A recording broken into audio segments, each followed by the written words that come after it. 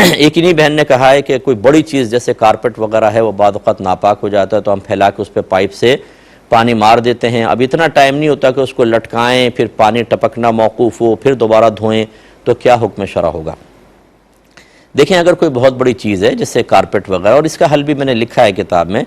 तो ये याद रखिए कि हमेशा चीज़ को पाक करने का शरीयत की तरफ से मुतालबा नहीं होता।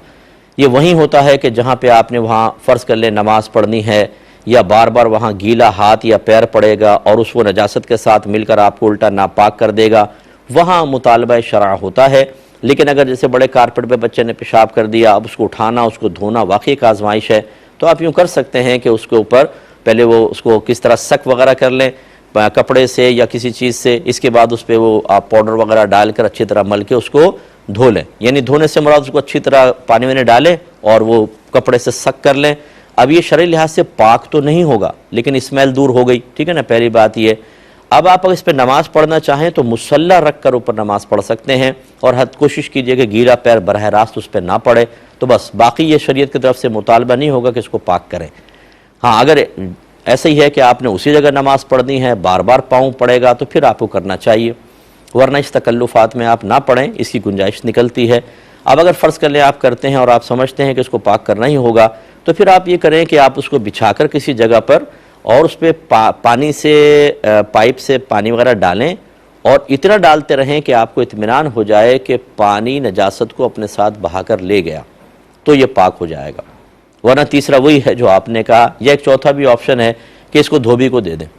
और धोबी को कह दें कि भाई ज़रा अच्छी तरीके से पानी बहा देना इसको धोते हुए। तो ये बड़े बड़े इनके पास वॉशिंग मशीन या बड़े बड़े स्पेसेस होते हैं, वहाँ बिछाकर ये अच्छी तरह पहले उसको मतलब पाउडर वगैरह लगाकर खूब अच्छी तरह ब्रश वगैरह मार के फिर पानी बहाते हैं। तो उम्मीद है कि इंशाल्लाह जब आप तंबीह कर देंगे और वो कह देगा कि हाँ हमने पानी बहा लिया, तो इंशाल्लाह आपके हक़ में वो कारपेट वगैरह पाक होगा।